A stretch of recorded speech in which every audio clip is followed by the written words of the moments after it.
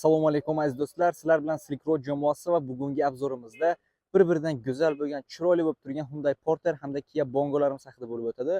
Do'stlar, xabaringiz bor, yaqindagina Janubiy Koreyadan yetib kelgan konteynerimizdan 4 tala avtomobillarimiz Kia Bongo hamda Hyundai Porterlarni tushirib olgandik.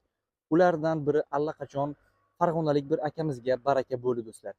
Hozirda nalichida turgan Kia Bongo hamda Hyundai Porterlarimiz haqida qisqacha ma'lumot berib o'tsak do'stlar.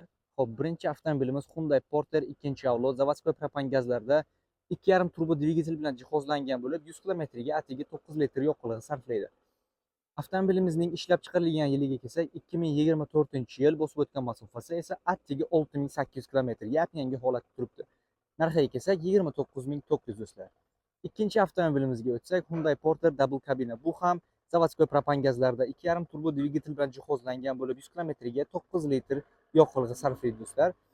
Avtomobilimizning ishlab chiqarilgan yili 2024-yil, bosib o'tgan masofasi esa e'tibor beringlar 3400 do'stlar. Pachka holatdagi avtomobil.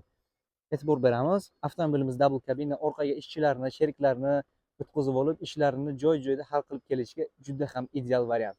Narxiga kelsak 30900 dollar.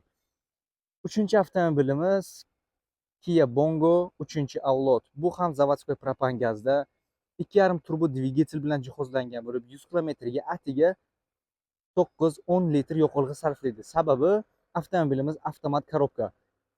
Avtomobilimizning ishlab chiqarilgan yili 2025-yil, bosib o'tgan masofasi esa 42000 kilometr. Narxiga kelsak do'stlar 30900. Avtomobillarimiz nalichida turibdi. Kimga qiziq bo'lsa, pastda nomerlar qoldiramiz, bemalol murojaat qilishlaringiz mumkin. Silk Road Koreya, Samarqand doim sizlar bilan salomat bo'linglar.